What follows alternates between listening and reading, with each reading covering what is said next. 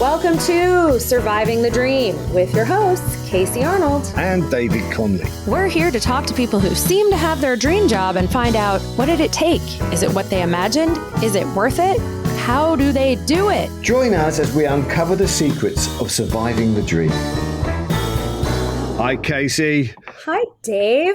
Here we are, surviving the dream again for another week. I hope you are still surviving. Well, I've got somebody who's done something very different from what we've who we've met before. And I think it's something that was on our list, that we need to talk to somebody who is doing a dream job in the kitchen.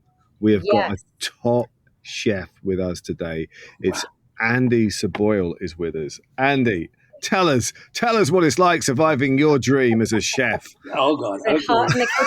Firstly, thank you, Casey. Thank you, Dave, for bringing me on. What a great pleasure to be here. Wow.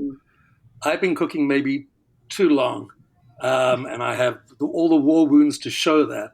You really? Have you got knife cuts, burn cuts? Have you got that? God, absolutely all over. Exactly. And if one didn't have that, you wouldn't be worth your salt. Really? Is that how you know somebody knows what they're doing, because they have enough battle wounds that they put in the hours? They've been in the trenches. Really? And is it worth it? Is it worth all the pain? The beauty of the cooking world is that you have a lot of choices where you want to be. If I was a short order cook for the summer stint in New England, these guys have got third-degree burns all up and down their arm, from all the grill work.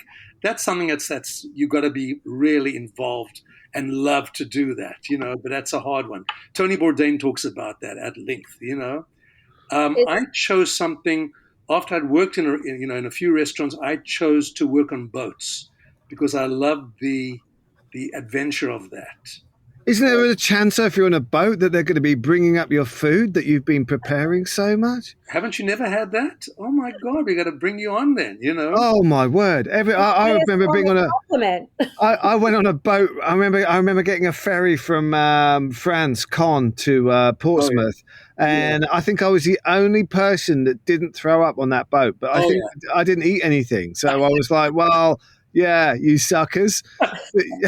But you're I want to know. So come on, you work on boats. Tell us. Yeah, I know that area. That's a tough waterway. Yeah. It is very. Isle of Wight, and oh my God. Oh my God, you're like in a washing machine. You're basically like, you feel like you're going at 360 degrees. I don't know. And you are sometimes, Yeah, and you might be the best chef in the world, but I was not putting anything anywhere near my mouth on that trip. No, I hear you, man. And is it different training to learn to cook on a chef, because you have to be able to, I don't know, like chop and whatever as the boat sways, or is that why you have so many scars? Well, the thing is, on a boat, it's a different type of cooking. First of all, you've got people, the owner and their guests, of course, and they expect, no matter how big the boat is, generally they expect a certain standard of service. Mm-hmm. And it's a well-paying gig, which, of course, is very attractive. I used to get violently seasick, man. I used to get so seasick. Really? Oh my God. But then thank God for scopolamine patches, which you wear behind your ears, and it lasts for 3 days. You put it on 4 hours before going off, and that'll last. So because, some people do not get seasick and they expect to be eaten, especially when they're paying $100,000 a week or more to be on the yacht. Wow. So that's on the cheap end. So, this isn't a soup kitchen you're serving here. I know probably the owner of the soup kitchens. But it's, would I do it again? Absolutely. Really? Yeah. So what drew? So it was the dream to be a chef or a cook. How do you describe yourself? I guess I wanted to be involved in cooking. Mm-hmm. I just needed to find that space that I really kind of, grew towards, and I worked in a kitchen in New York for a time. It was I was very privileged to work there, wonderful kitchen. And, but I realized I personally wanted more than that. What were you doing then? Sorry? What were you doing in the kitchen then? I was doing, I was a line cook, called buffet, and I'd go on the line sometimes, and it was two-star place in New York, not 2 Michelin stars, but a 2-star New York Times choice, That And sounds good. I think Eddie Star sounds good. I'll go any with that. style sounds good. I had a wonderful chef and an incredible sous chef, and I really learned a tremendous amount being there. That was in '87, and it was called the Sign of the Dove. A wonderful place in New York on 65th and 3rd. Really, really wonderful. And then afterwards, I decided after a year, I said, no, I want to do something more than this. I'm an extremely curious person. I want to do, and I'm very kind of adventurous, and I love to travel and that kind of thing. So I said, I've got to go and find something. And I heard about the yachting business, the cooking business in the Virgin Islands. And I went off and I started my career, if you will, in the Virgin Islands doing this kind of thing. What okay, so that's amazing that you're going around on a boat, but I'm kind of intrigued to know at what stage in your life do you say I need to be a cook, and what is it about being a cook, what draws you to that? Because for some people, and I might be one of them, it's like, oh no, I've got to cook my dinner, but for you it's a massive joy and a dream for you to do, I presume. Yeah. My dad had restaurants in South Africa and in Cape Town, and he looked at me when I decided. I went to hotel school. I did all that kind of stuff, like you do. What's it called in England? Something in guilds. It's the sort of the. Oh yeah, we have where you do that. City and guilds. City and guilds, yes. Right. So in South Africa, I went to hotel school, and they had a restaurant there. And all the pomp and ceremony of the hotel itself, I said, oh my God, after I did that, I said, this is not for me. But the cooking aspects I loved, because the restaurant had the restaurant, we did our thing. And then I said, I really want to pursue this. And I did. And that's where, I worked in catering in South Africa, big catering concern, doing stuff, running kitchens all over the place. And smaller kitchens to begin with and slightly larger kitchens. And I thought, this is interesting. And then I went to live in Brazil, where I just started teaching English as a second language, but I did catering on the side as well. And I lived there for 10 years, became a Brazilian citizen, threw my South African passport away at that time, height of apartheid. And I reinstated my South African passport again, probably a couple of years back. So Sharon, my wife, well, I think you know Dave, I do. We said, let's do that. And so I was privileged to get a South African passport again, which I love. And but my life has taken me to other places. I lived in Brazil. Then my dad said, "Do you want to come to the States?" I said, "Absolutely." And through the Ellis Island stuff that my grandparents came through, and then so I came to the States and I started working at restaurants in New York, doing catering as well in a restaurant, and I loved it. Wow. It kind of sounds like you have two dreams that like fed each other, like your love of cooking and your love of travel, and your habits support each other. That's exactly how it actually manifested. The whole thing is I want to travel, and boats are just incredible. The big boats are like 5-star hotels. Yeah. Roman Abramovich, the owner of Chelsea. Oh my word! Don't tell me you were on his boat. No. That is like, oh my God, that's like a military institution. You got 30, 40 crew. They're all dressed in Armanis. Yeah. Oh my God, it's just a whole thing. I used to like the smaller boats because it's much more casual. You get to know the captains better, with 3-4. Hold on. What do you classify as a small boat, my friend? I'm intrigued. In today's world, Dave, I would say like, 100-foot, 80. Yeah. I worked for Johnny Carson for a time. And he started off with an 80-foot boat, Northland, built in the States. And he would dock. He was in the Navy, so he would dock his own boat. He was an avid seaman. Wow. You have heard some good stories outside of the kitchen, haven't you? So you're cooking for Johnny Carson. How were you working for him for a number of years? I worked for him for about a year. About a year, right? Yeah. So you must have had quite a few interesting people coming on that boat. We did, yes, absolutely. Can you tell us any stories of things that happened? I've written, I had to sign 20,000. Oh, you have to sign all the NDAs. Okay, but you can probably talk about the food that you cooked on that boat. Absolutely. I mean, you can probably tell us whether Johnny, whether he liked a nice Freedom Air or whether he was a burger and fries guy. He was a very man of good taste, but simple taste, which most of these guys have. Right. You can only do loup de mer, how often, or like loads of foie gras. We dream about that, but you can't live on that. So the boat charters, when they charter the boat for per week or whatever, then you do the Ritz, and you have your preference sheet. For example, Casey and you come on a boat, and I want to know what you like. So you don't like fish, but you love foie gras. You don't like lamb, but you love steak and that kind of thing. So I have your preference sheets, and then if we're going to be in the Bahamas, I've got a provision accordingly, so that I'm okay with a week's charter, because there's no place to buy stuff. If you suddenly decide you want caviar, I can bring it in, but it's going to cost me $800 for 1.5 ounces maybe to bring it in, because they've got to get it down to the islands where you are and everything. So that's the thing about boating. You have to know how to provision. Mm-hmm. You've got to know where to stow the stuff. And how long are these trips usually? Like when you're going down to the Bahamas? Mostly a week.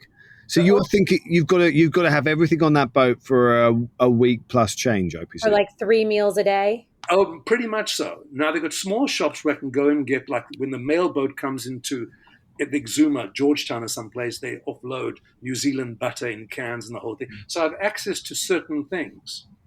And I have access to great tomatoes, maybe lettuce, which grows in the island of Eleuthera, which is the northern Bahamas. And so I have access to that all locally. But when it comes to more, intense stuff, it's very hard to get. So you've got to know what to provision and how to store it. Have you ever run out of stuff or had it go bad and had to get real creative at the last minute? The creative part comes where one of the guests says, I don't eat grouper. Oh, okay. Now you've discussed everything beforehand. You've come out wearing the whites or the blues, everything with, I think tonight's dinner will be blah, blah, blah. We're having, fantastic. And then the 11th hour, we don't. So you've got to have something, plan B, in reserve. And I would use I do a rack of lamb or something ready to go. It takes you 5-10 minutes to do a rack of lamb. Mm-hmm. I'd have that, or I'd have like a piece of halibut or something on the side that if I need to spring to that, I've got it. Wow. So you're actually thinking that, you're improvising. So you're ready to go. You have to, because it can get dicey. It can no get PB&Js as backup on those boats, huh? That's in the morning for breakfast, maybe. But doesn't go over well, Yeah, I need Marmite. Yeah. That's also what I love. Exactly. So, but this is high end, isn't it? You're a very high end cook. There must be expectations from them and probably from yourself as well. Definitely. Chefs are notoriously, self-deprecating, and we get very, very angry with ourselves because everything's got to be perfect, and it's never going to be good enough. It's got to be good enough in your head, and so be it. So, with all the kind of, self-criticism, you get to a point where you actually do this stuff, and hope it all works out, and then it becomes second nature, to do various things. And the longer you are at it, the better you become. It's strengthening muscle. I'm intrigued. What is your great satisfaction out of this? Because you're basically giving a meal to somebody else. It's not a million miles away from being a comedian where we make people laugh with our jokes. But you are giving away something, and you're not partaking so much as yourself. So what's the satisfaction? And you're hoping it'll be well received. If we're going to compare it to comedy. Right, that they don't throw it back at you. Exactly. Yeah. Kill or be killed. Yeah. So the thing is, if you're in that creative world and you love creating food, then definitely the joy of doing that and presenting it to someone, and to see the joy in someone's face as they go through that and say, God, we really enjoyed that. That's really lovely to hear that. That's nice to hear that. Why do you open a restaurant? People come in, they eat, you're around because you're there, and they shake your hand. it's a great feeling that you're feeding people. I opened an organic burger house in West Hollywood, and it was the new frontier, and I was doing these organic burgers, and nothing gave me more satisfaction than a pregnant woman who came in to my place, my partner Martha and our place. She came in and she would say, how are the burgers? And I'd say, well, have you read the reviews? Most of them are pretty good. Some of them are, but most of them are very, very good. And yes, this is where we're taking the kitchen. This is where we have the grill over here. This is where we cook our organic meat. It's from upstate California. I know the color of the meat, what it looks like, what the cows are eating at the time. The turkey burgers are a certain color because they're foraging on certain things. And it's such joy where a pregnant woman can sit down and know what she's putting. And who doesn't love a good burger?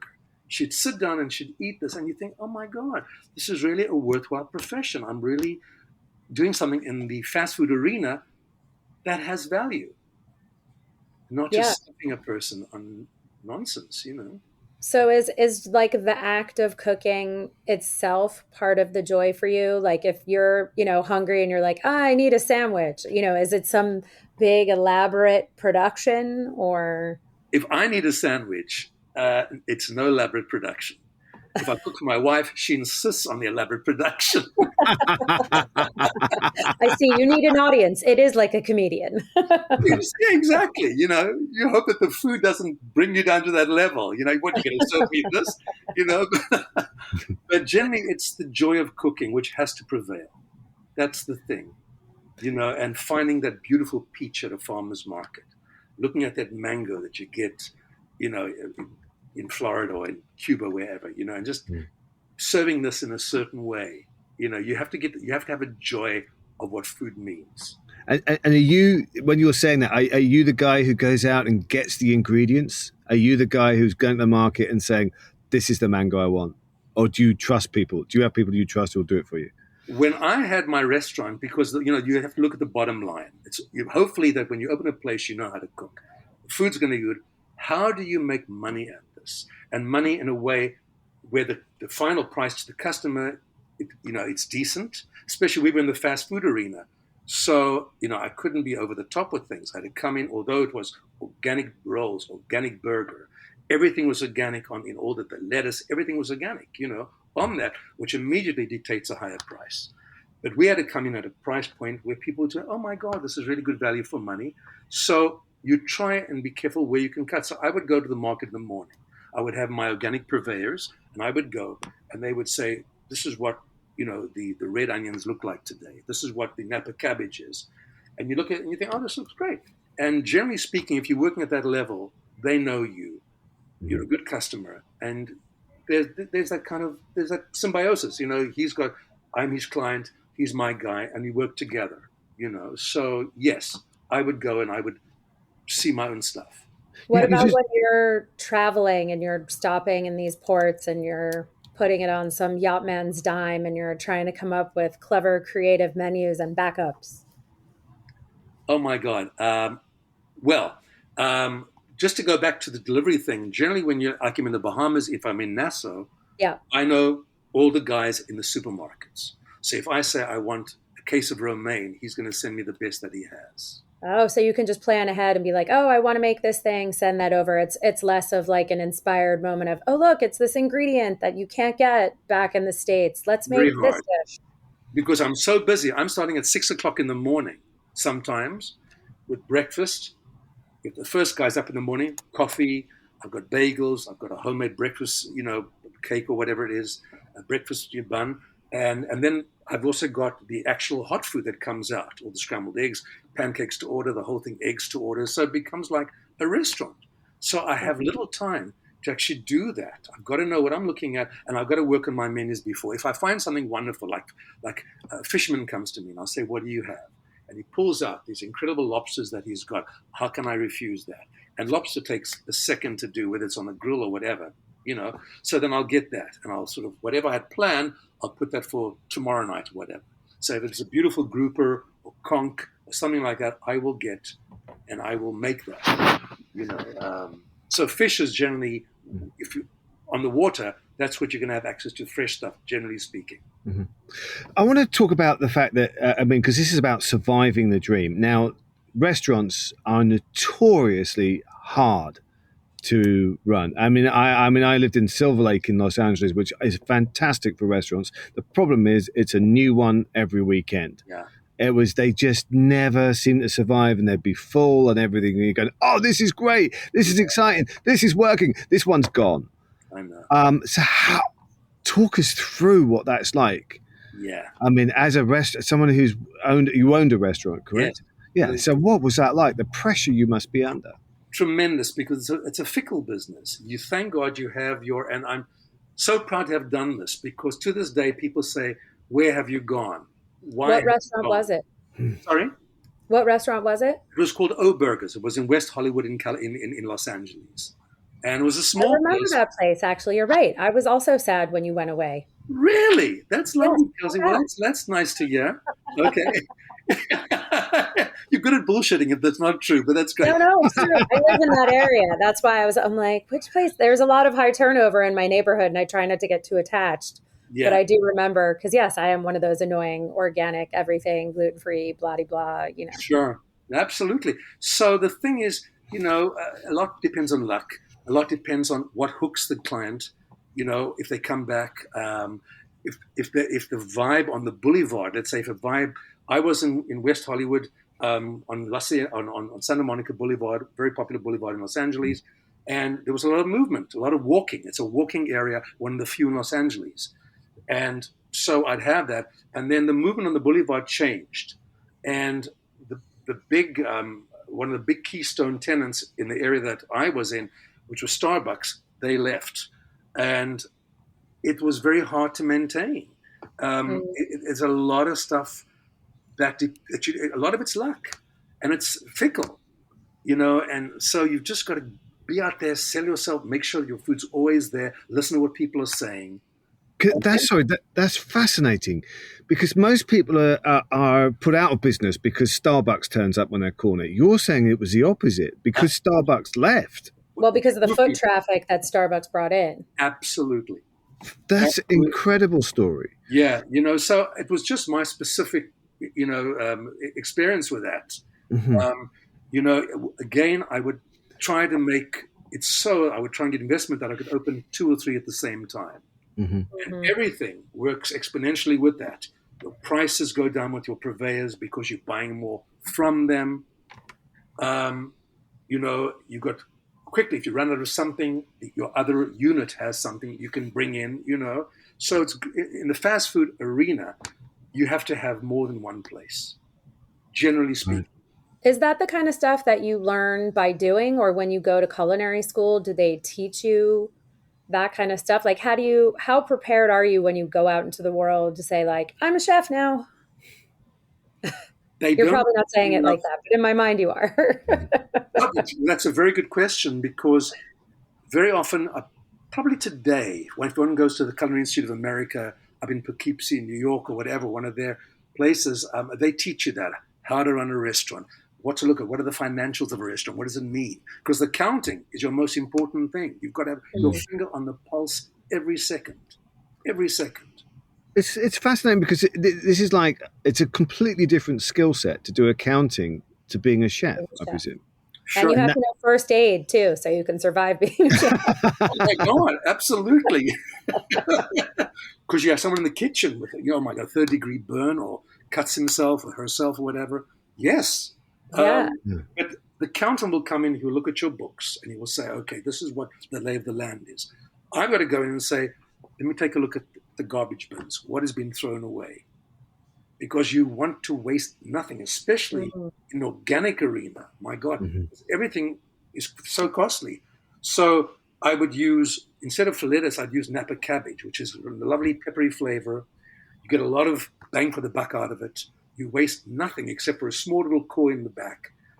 All the onions with the skins, you make stock out of, which you can reduce down and do something with, So you really got to be eyes open. And so you're trying to use this. I'm learning so much. So like, I think most of us in a kitchen, like amateurs like me, going, throw that out. But you're trying to reduce your waste. Absolutely. I never thought of it like that. Absolutely. Multi-purpose as much as you can. Absolutely. You got to recycle everything you can, because that's why it's money, and it's hideous to be focused on that, because you think I'm going to focus on the food. It's not enough. It's not enough. It really is. So does that make you more creative? Because I'd never thought of that when you said that about, the onion skins, I can use them. Does that make you go, there's got to be a use for this. Before I throw it, there's got to be a use for this. Oh, let me tell you, well, they've been doing that since time immemorial. Anyone who owns a restaurant will use those onion skins. You work in a 3-star restaurant, there's yesterday's tomatoes in there, everything's in that stock pot. And in the hands of the genius, out comes that incredible sauce using stock from that stock pot. So in the high-end kitchens, that they're using every single thing that comes that's discarded when you're peeling that pea or whatever. Everything is used, everything. Have you ever come up with something like, a little bit ingenious that you had to give yourself a pat on the back that was really just you trying not to waste something? I mean, like the cabbage on a burger instead of lettuce sounds like a pretty good one.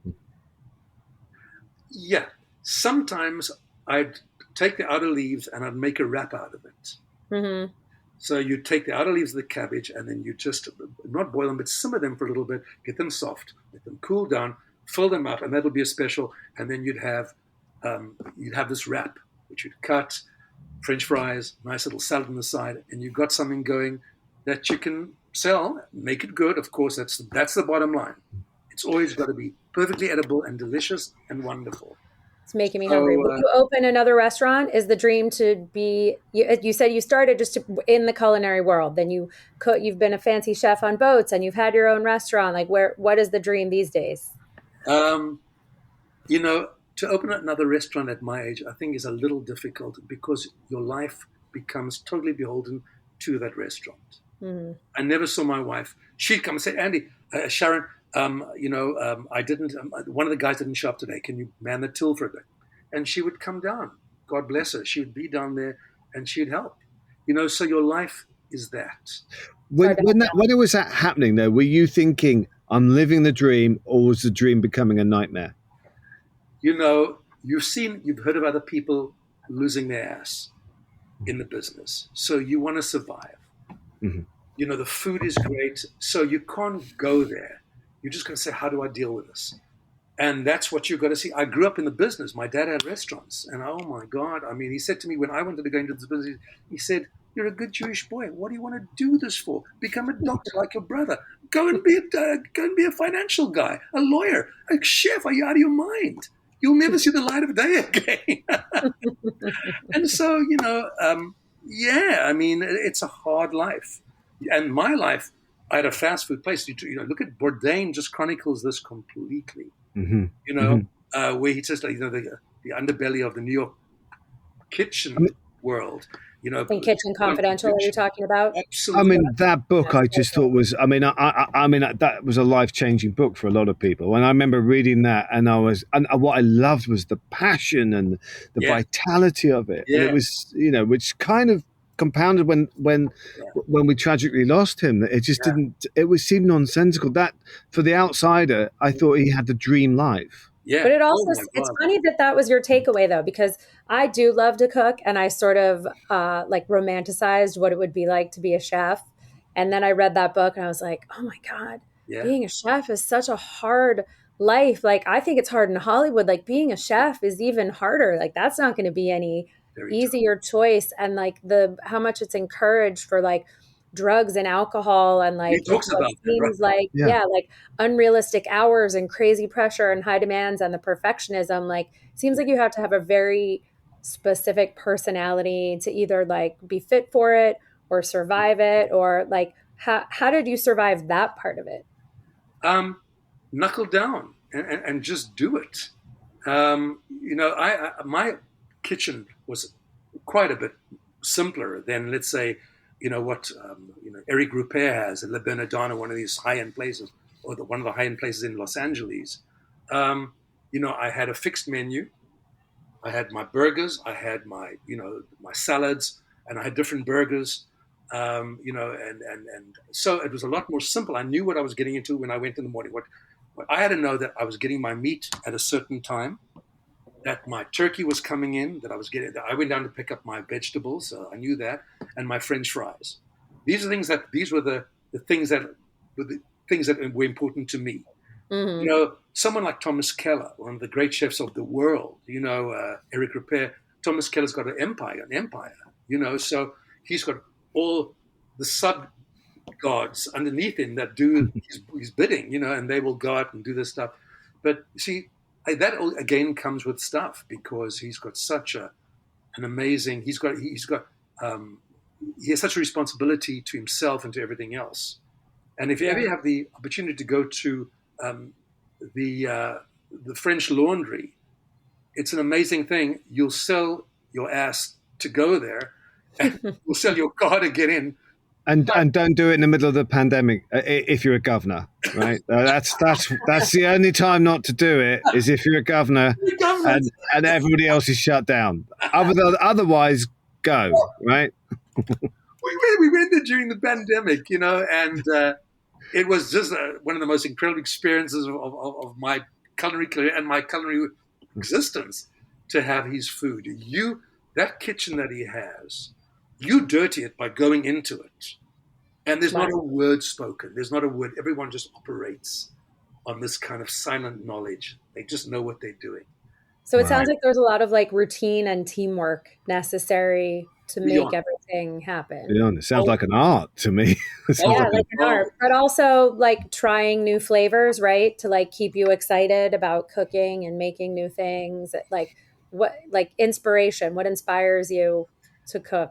Different ethnic foods. I'm very into Korean food at the moment, which I think they do a thing called kalbi, which is thin ribeye steak sliced fine, and they marinate it.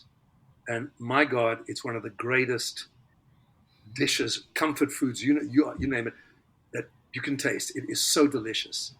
And they do things with soft tofu in different incarnations. They do a thing called sundubu, which is soft tofu, and then it has either meat in it, or it's got, funny enough, spam is a big thing in Korean food, which the GIs took when they went to Korea. During the occupation of Japan, they'd go to Korea, and they left a legacy of spam. It's a big thing today in Korea, but they do the most incredible stuff using this. Comes in an earthenware dish, and this stuff.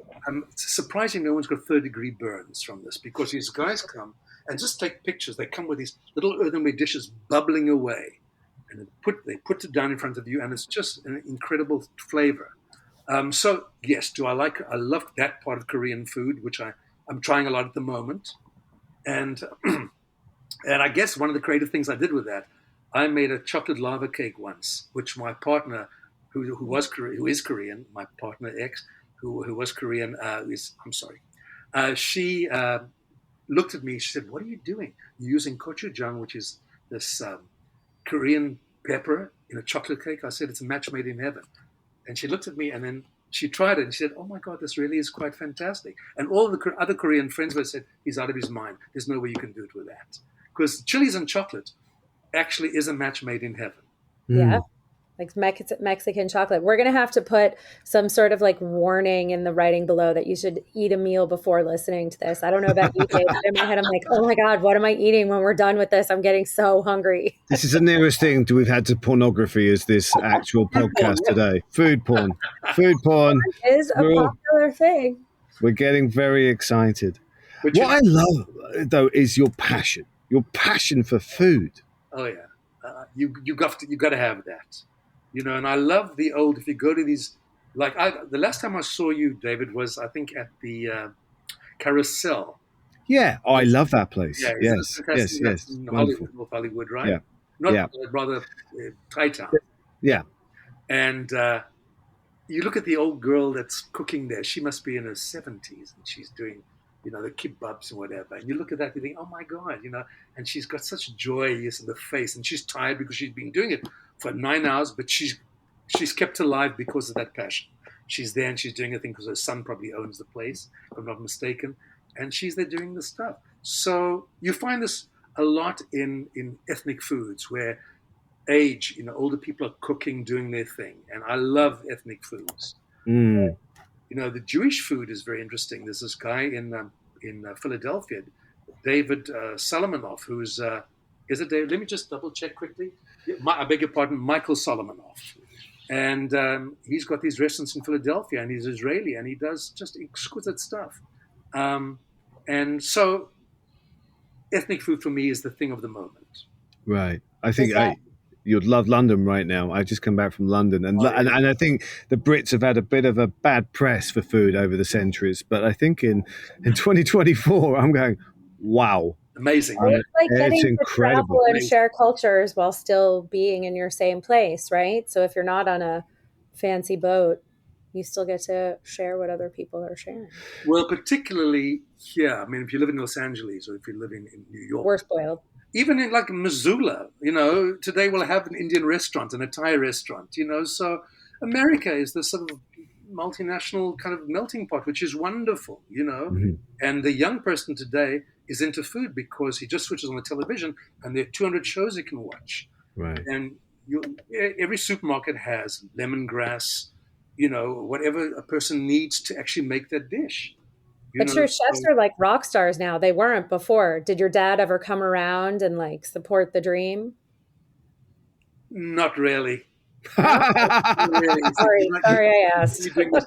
When I got into it, I mean, my dad was a wonderful soul and he was a hardworking guy, So he said to me, as long as you're happy, that was the bottom line. Right. And are you seem talk about happiness. Describe your perfect day for us?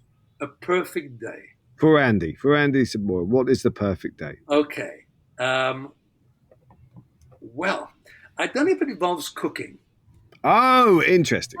I did not see that coming. My life is cooking, Mm-hmm. Sorry, Kelsey, what was that? Mm-hmm. I said I did not see that part coming. Because, if my life is cooking, that my perfect day will be getting up in the morning and going out and eating someone else's food. Mm. Okay. So it still involves food. It's still absolutely, that's a given, but it's eating someone else's food. Right. I suppose it's a human thing. We need food. We have to survive, and then there's the joy of it as well. Totally, and that's what you hope to give when you're cooking, is that joy. Right. Wonderful meal that they can really go to town with. Right. Yeah. And this is. Sorry, Casey, go on. You were about to. We're too excited. If cooking is not part of the perfect day, like other than enjoying a meal, is there another job that you would do if you were not a chef? I would probably be a musician. Oh, the other form of rock star. Correct. I'd be a literal rock star.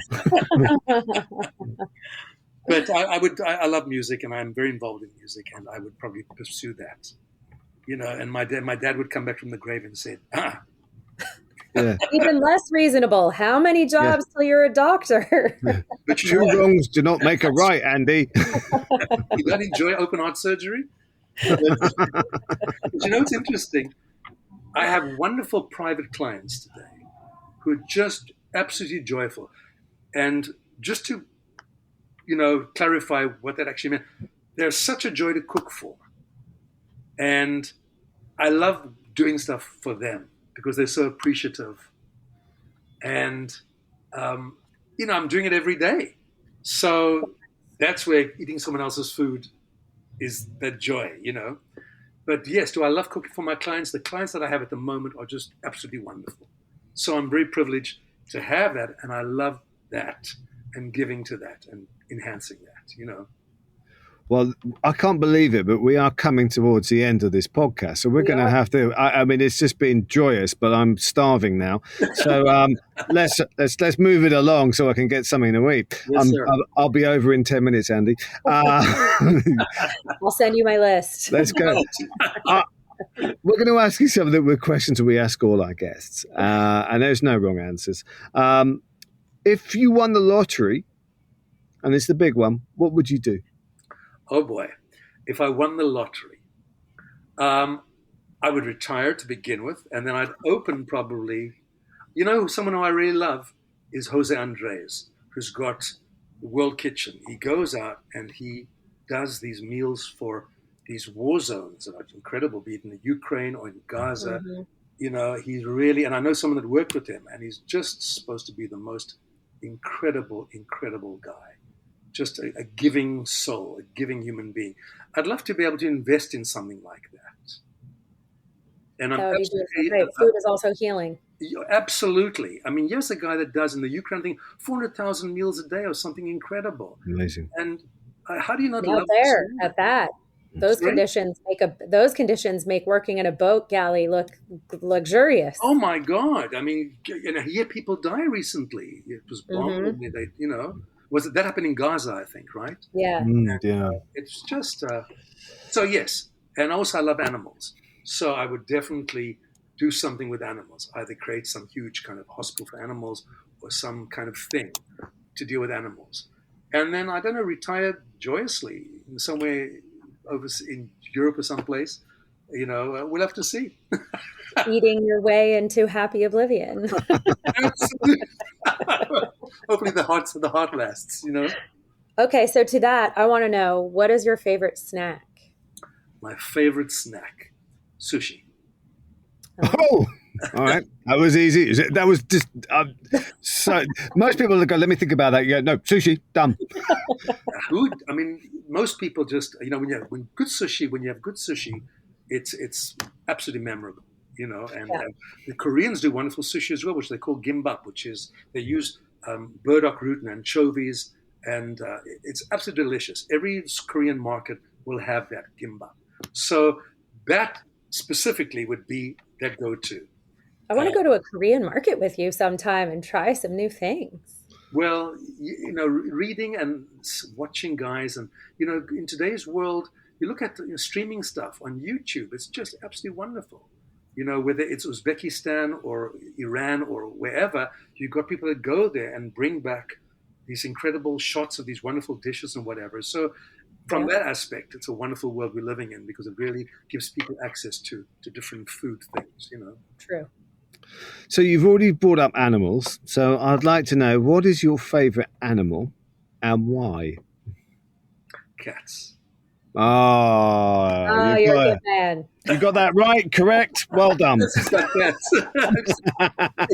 Casey's got cats, right? Yeah, we've all got cats. Yeah, I didn't think I was a cat person until I moved to New York, and I was actually walking past Petco and looking at all these cats, and Hannah said, "Oh, look at that cat," and I went, "No, we can't." And I walked in.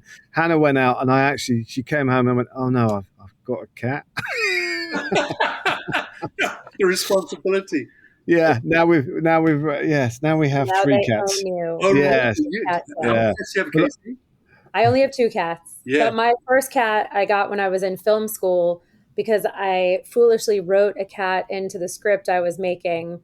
And I thought, oh, I'll just get one from the pet store. It was a rescue, like at the pet store.